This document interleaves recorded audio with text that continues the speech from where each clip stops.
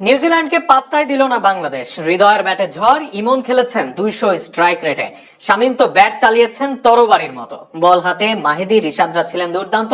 ফলে প্রথম ম্যাচে 183 রান সহজে টপকে জয় পেল বাংলাদেশ। ম্যাচ নিয়ে আরো শুনুন প্রতিবেদনা। একে হয়তো বলে বাবারও বাবা থাকে, আর নিউজিল্যান্ডকে সেটি আজ প্রমাণ করলো বাংলাদেশের ব্যাটাররা। শুরুতে দুর্দান্ত ব্যাটিং করে 183 রানের বড় টার্গেট দাঁড় করায় নিউজিল্যান্ড। তবে সেই টার্গেটে দুর্দান্ত করেছে বাংলাদেশ দল।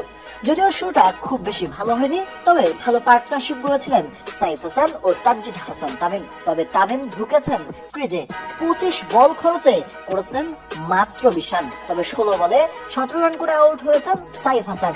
দুই ওপেনার ধীর গতিতে খেললেও দুর্দান্ত খেলেছেন লিটন কুমার দাস ও তাওহিদ হৃদয়। 15 বলে 21 করেছেন লিটন কুমার দাস, আউট হয়েছেন ইসরোদের বলে। এরপর তাওহিদ হৃদয় এবং পারভেজ হোসেন ইমন পুরো নাটাইটাই হাতে নিয়েছেন ঘড়ির।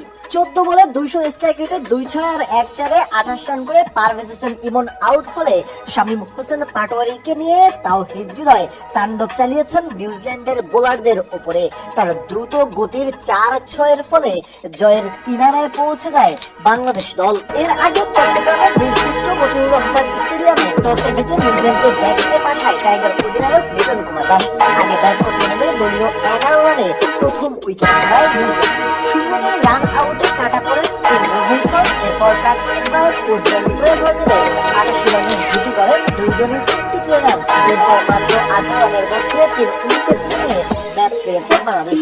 ওয়ার্ড ও ক্লেভার সমান 51 রান করে আউট হয়েছেন দুজনেই রিশাদ হোসেনের বলে। অন্যদিকে বেভন জ্যাকবস 1 রান করে সাজঘরে ফিরে যান। এরপর দ্রুতই আউট হন ডিন ফ্রস্ট। 7 বলে 3 রান করে ফিরে যান তিনি। তবে টাইগার বোলারদের উপর চড়াও হন ডিক কেলি ও জস জনসন। 32 রানের জুটি করেন তারা। তবে দলীয় 173 রানে 27 বলে 39 রান করে আউট হন কেলি। শেষের দিকে 14 বলে 27 রানের ইনিংস খেলে 183 রানের টার্গেট দাঁড় করায় নিউজিল্যান্ড, যা যথেষ্ট ছিল না টাইগারদের কাছ থেকে জয় ছিনিয়ে নিতে।